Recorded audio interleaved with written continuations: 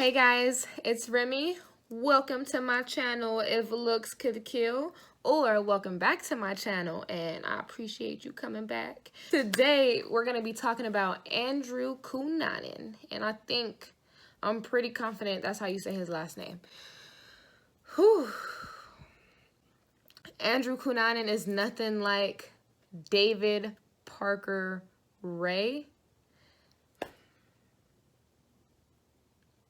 I completely butchered his name that whole last video.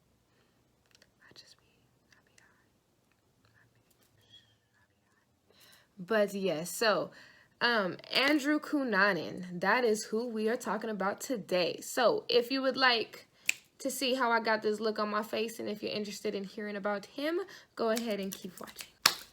Let's get it going. So Andrew was born August 31st, 1969. He was the youngest of 4 kids, and his dad's name was Modesto. It was Pete, but he went by Modesto for some reason. His dad's name was Modesto. He was a Filipino immigrant, and then his mom's name was Mary, and I can't say her original last name because I just can't say it, but she's of Italian background descent. When Andrew was born, his dad was actually in the military, and he was in the Navy, to be specific.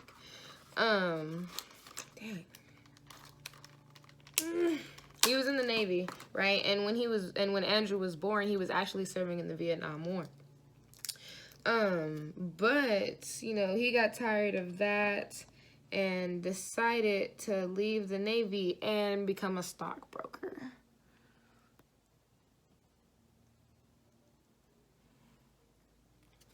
Since his dad was in the military and then he became a stockbroker, Andrew had a really good childhood.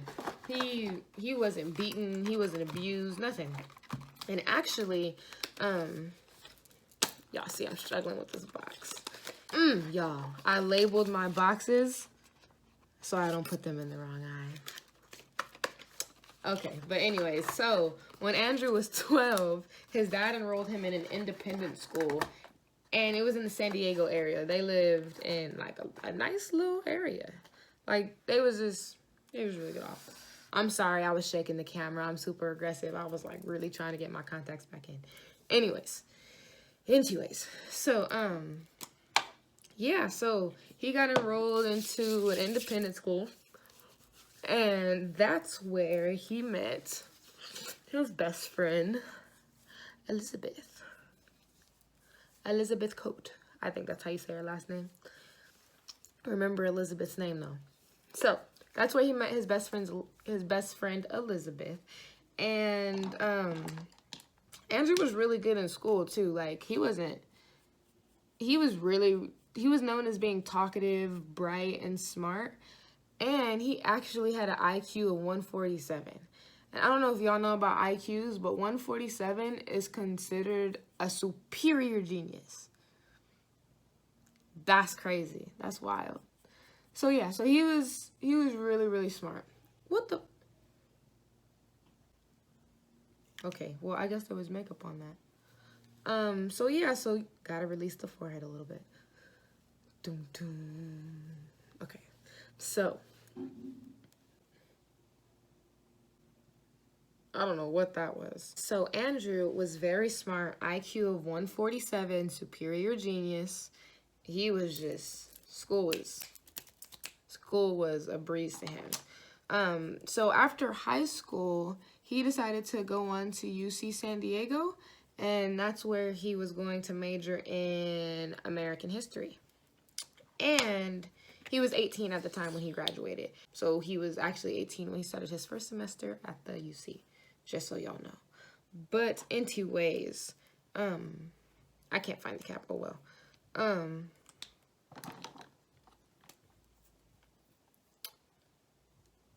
Pray for me in these brows, cause these last few days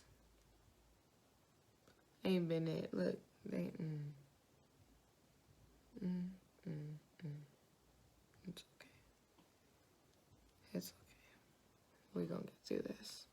when Andrew was 19, his dad actually deserted the family, quote unquote, because, and he deserted the family and went back to the Philippines.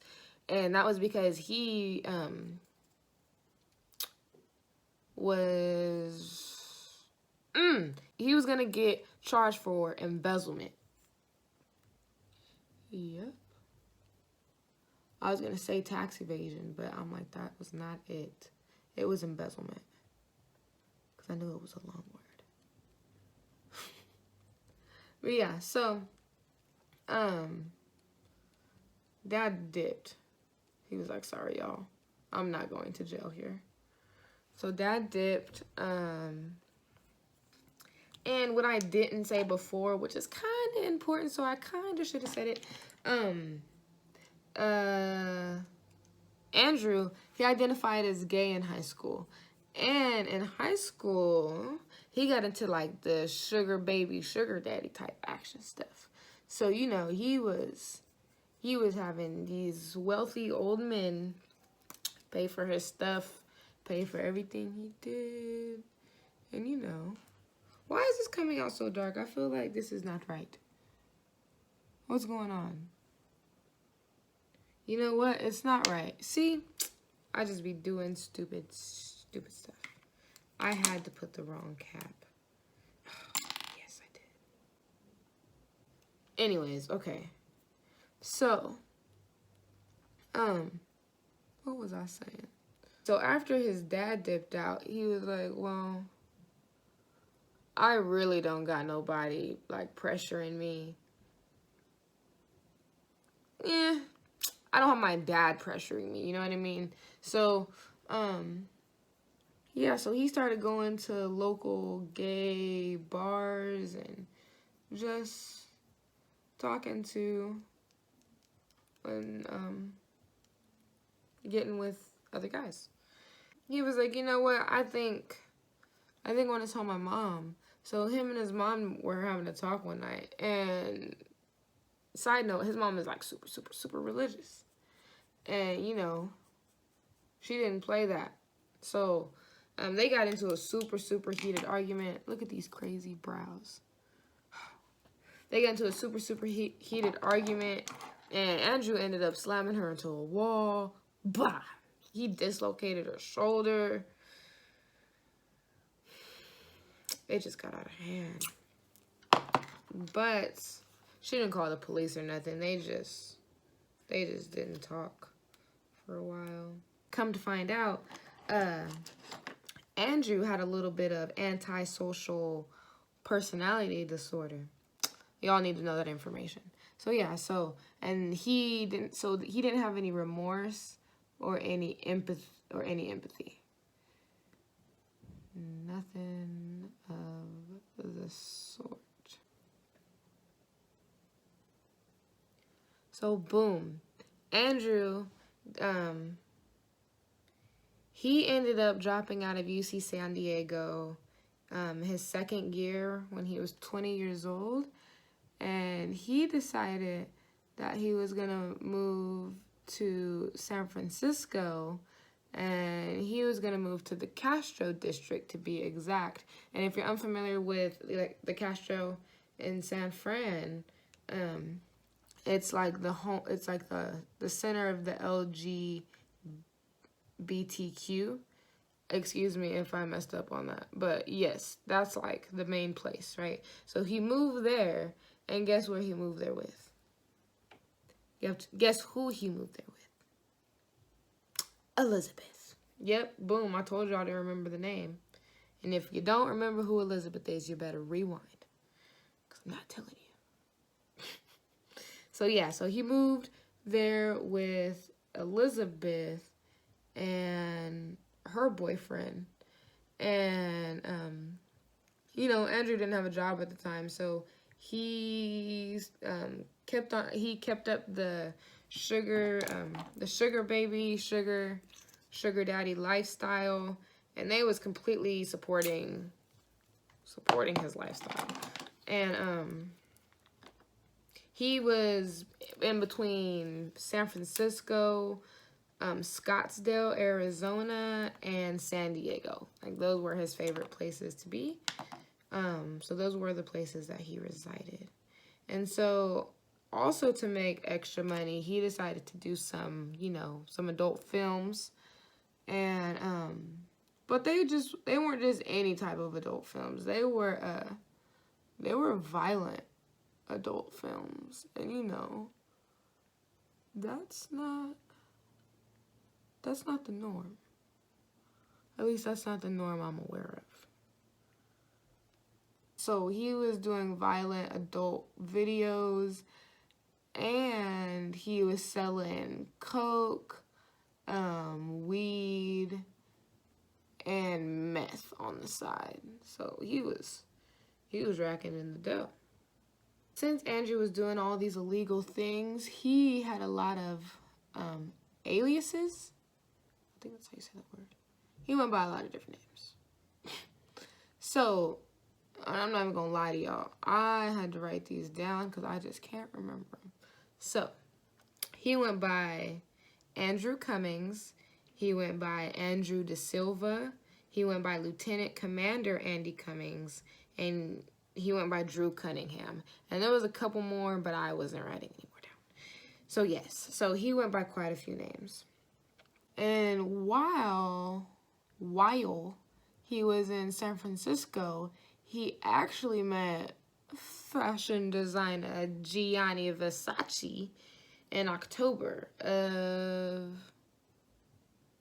19... I don't remember. I can't remember the year right now. But he was 21 when he met him. So if y'all do the math, you might be able to see what year that was. Versace was there modeling clothes for San Francisco Opera. Just in case y'all was wondering. So yes, so moving on, at a local San Francisco gay bar, he also met someone by the name of David Madsen. And David was a architect from Minneapolis. And he was actually really good at his job. He made good money. He was an architect. So, they hit it off in one of the bars, and they actually started a long-distance relationship. Yep. It was on and popping. Their relationship only lasted for, I want to say about, like, almost a year, give or take. And one of the reasons they broke up is because David wanted Andrew to come out. He was like, yo, you're doing all this. We have a great relationship. I love you. But you hiding me. You hiding me. And Andrew was like, yeah, well, that's what we agreed to. It's going to stay this way, but I love you. I love you too. And so, and he ended up flaking on David a couple times, and that just messed up things. Because they was constantly meeting up and hanging out and going on dates and stuff. David got tired of it, ended up breaking up with Andrew, right? This kind of messed up Andrew. Here we go with this patent shit. Andrew was telling his friends Elizabeth and stuff. He was like, that was the love of my life. I don't know why I did this. This is not good. And so they were like, you know, being his friends, they were like, F David, you didn't need him anyways, type stuff, right? And so Andrew was like, yeah, you're right. I did need David. I did need David. I'm better than that. And so Andrew went out and got another sugar daddy. He was living his best life with the credit cards. I think he was getting like $2,000 a month. It was something like that. It was that or higher. I don't remember. But yes. So he had gotten one more boyfriend. I can't remember his name. Rewind a little bit. After Andrew broke up with his last sugar daddy, he kept the credit cards from him, but he wasn't gonna keep having income flowing in. And so he started selling drugs again. It was the same thing, cocaine, weed, and meth. But this time he was doing a lot of the meth. And he was drinking way more too. And so his friends was like, you know, this is, I don't know if y'all heard that, but that was my stomach. I'm hungry. So they was like, y'all, Jeff, Andrew is doing a lot of drinking. He's doing a lot of drinking. I'm tripping, y'all. I didn't underline my brows. Y'all know y'all don't know, but y'all gonna know. I do this little under thing. I don't even know what it's called. But I like to do this little, like, highlight under my brows before I put the rest of my eyeshadow on. Because when I'm done, the blend I can get, y'all gonna see. Y'all gonna see why I do this. Okay, but anyways, yes. So, where was I?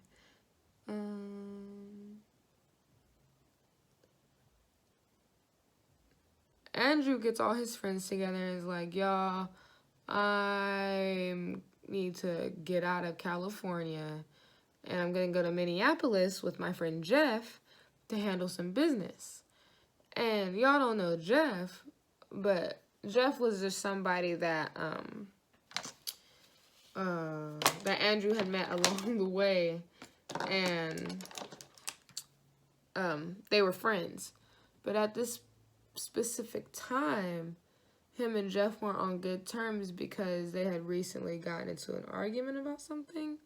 And I'm not sure what the argument was about, but it was big enough to where Jeff didn't want him around. So Andrew was like, yeah, I'm going to Minneapolis with Jeff. All right, y'all. So you really need to start paying attention because it's about to get real specific up in here with these dates. Okay. So I got my little sticky notes because that's how real it is in here. I can't be making no mistakes. Alrighty.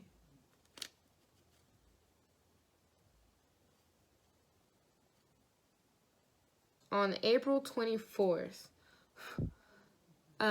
Andrew decides to have a going away party with 4 of his friends at a restaurant in Hillcrest, California.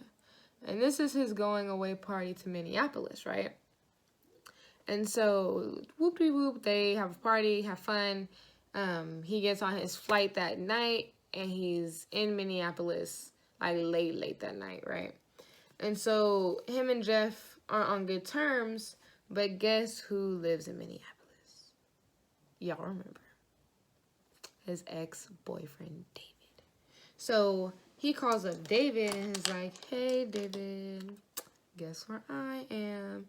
And David's kind of irritated, but he's like, yeah, come over. You know, I'm not just going to let you be on the streets or whatever. And so, I don't know what color I want to use. Andrew stays at David's house. And then the next day, he calls up Jeff and is like, hey, you know, let's talk. We should be friends. We should be on good terms. So Jeff's like, you know what? It's fine. Go ahead and stay at my apartment. The keys are under the mat type thing. Me and my boyfriend are out of town anyway, so I'll just see you the next day. Cool. So, April 26th, that's when Andrew stays at Jeff's apartment when nobody's there. So, Jeff kind of has anxiety because he has to face Andrew. And so he's talking to his boyfriend like, yeah, we gotta sit down, Andrew, when we get back to the apartment and have a talk with him and just let him know that, you know, what happened wasn't okay. So his boyfriend's like, okay, no problem, right? And so, the next day, I didn't take that out. Andrew ain't nowhere to be seen. Place is empty. It looked like he was never there. So they're like,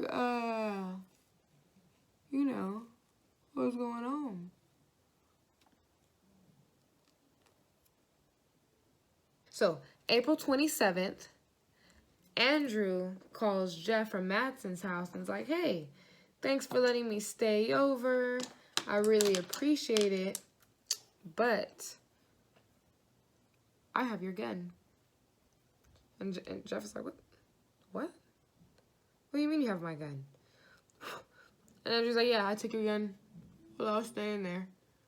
And so he's like, if you want your gun back, you are gonna have to come get it. And Jeff is like, he's always playing these goddamn games. He's always playing these goddamn games. I'm tired of it. This is why. Yeah, so he's like, whatever, Andrew. So that night, around 9:45 p.m., Jeff goes over to David's house. I say Madsen because David's name is David Madsen. So, that night, Jeff goes over to Madsen's house to get his gun from Andrew. And he's all, knock, knocks on the door. Andrew answers. He lets him in. And he lets him in enough to, like, close the door. And then he literally has a hammer in his hand, and he just beats him to death. He just bludgeons him, beats him bloody down. He beats him to death with a hammer. With a hammer. That's crazy. That's crazy. And David is over there just, like, in the back corner, just watching, like,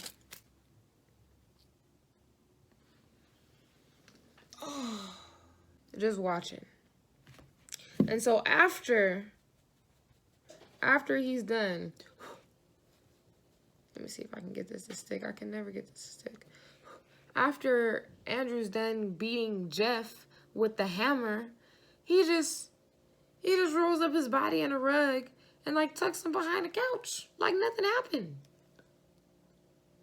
Like nothing took place at all.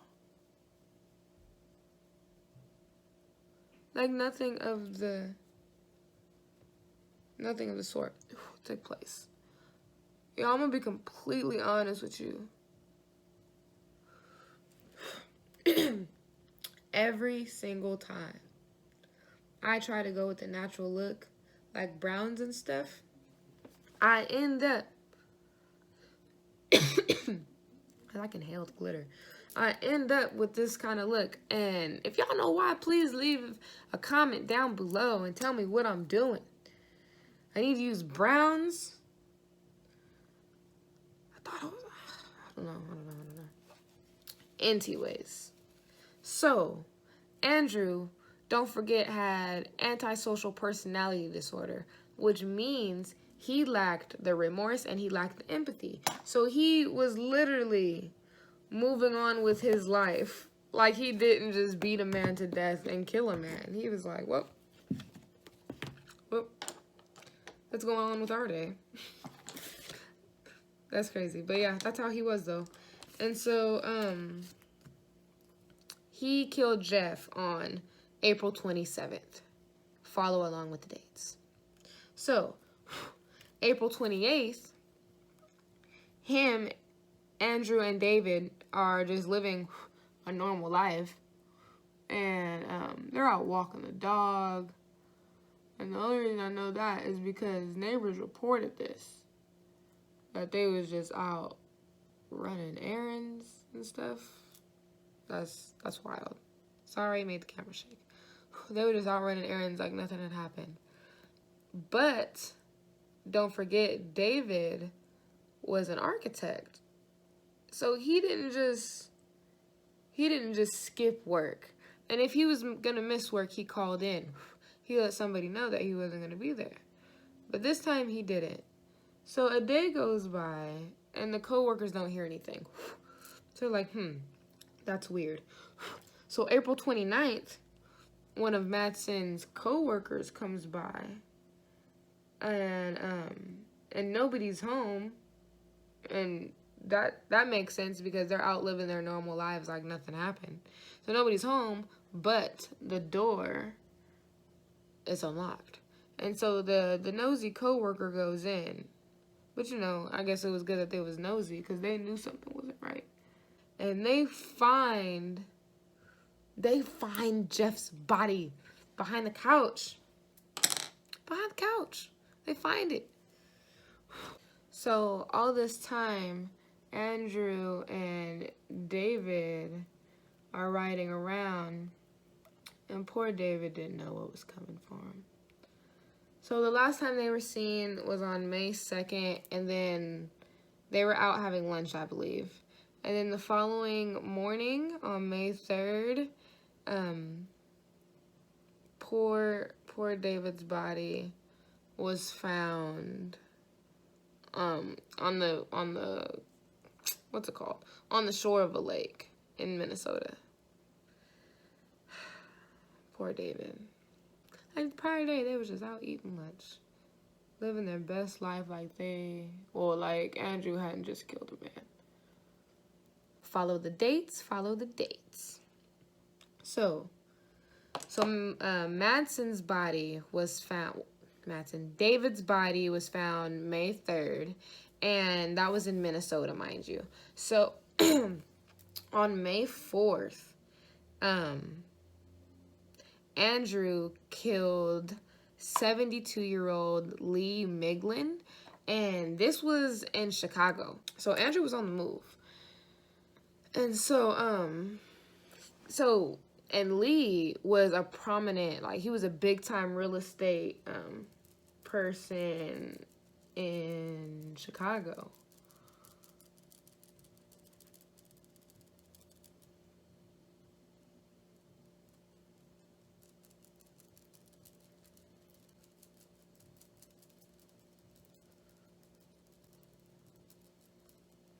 Not only did Andrew kill him, but he tied his hands and legs together and he had him in his garage, and he was super, super violent and aggressive with him.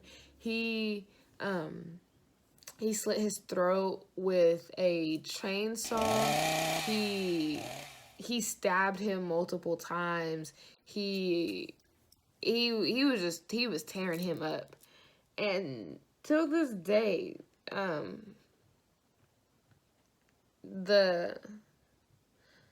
for some reason, his family's saying it's random, but the FBI is like, no, there's nothing random about that type of killing. But yes, so that was May 4th. He brutally killed Lee Miglin, and that was in Chicago, right? He also took his car, right? Because remember, Andrew was on the move.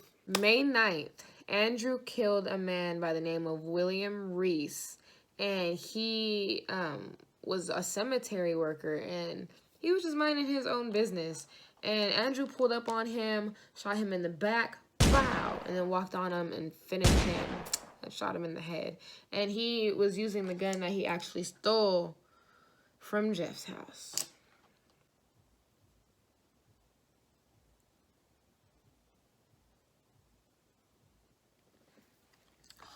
And it was terrible when Reese was found, because he just didn't come home from work one day, and so his wife went over to the cemetery, and it was super weird because his red truck wasn't outside, but the door to his office was open. So his wife walked in, and she was like, "This is super weird, but I don't want to touch nothing." So she called the police, and police walked in, investigated everything, and told her that he had been killed, unfortunately.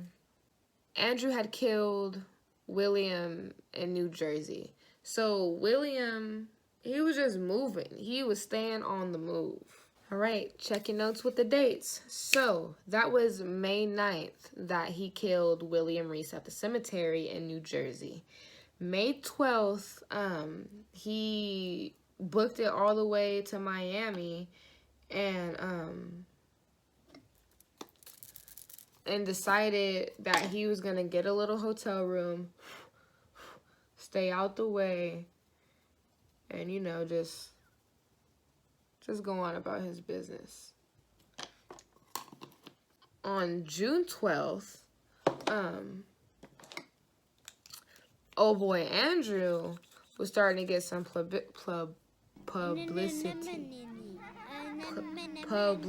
That he was starting to get known, right? He was on the FBI's most wanted list. Yeah. Show was. So by July 14th, Andrew is starting to run out of money. His drug money and his sugar daddy money had lasted him a long time. So he was starting to run out of money. He was like, let me check out of this hotel room. I can't have nobody in my business, so I'm just going to leave. So he checks out of his hotel room on July 14th and is just staying ducked off in Miami Beach. So the next day, July 15th, remember Gianni Versace? Well, they coincidentally happened to be in the same area again. And Andrew pulled up to Versace's mansion in Miami Beach. And Versace was just getting back from like the cafe or something, getting like his morning coffee. Because this was at like 8:45 in the morning. So Versace's walking back inside the mansion. And Andrew walks up. Bah! One to the back. Bah! One to the head. Y'all, I'm going to keep it oh so 100. I didn't know Versace was murdered. I didn't know that until I read this. Until I researched this case. I thought Versace, you know, I just knew he wasn't alive. I didn't know he was murdered, though.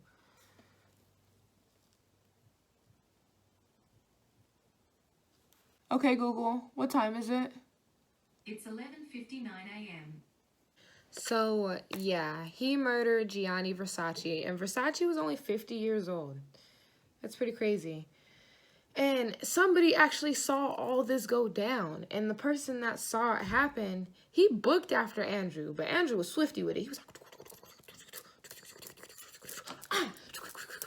like, no, but Andrew was gone, though. Andrew was gone. He got away. And so, yeah, so Versace was killed July 15th. On July 23rd, Andrew found a nice little, like, luxury houseboat on the shore of a Miami beach. And, you know, he made himself comfortable there. Let me put on this lash.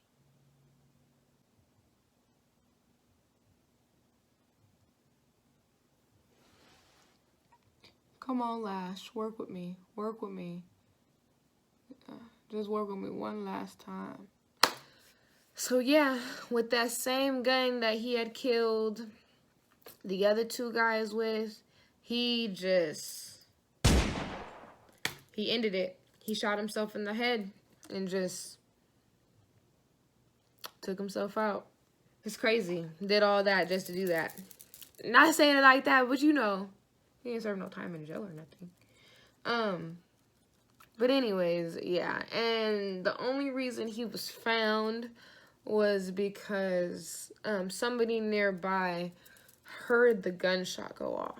And so they instantly went over there and found his body. And they were like, oh my gosh, this is the guy that people have been looking for. And responders and police and FBI searched up and down and they searched up and down. He didn't leave a note. He didn't tell anybody why he did these things. Nothing. He just left it. He just left it as it was. And so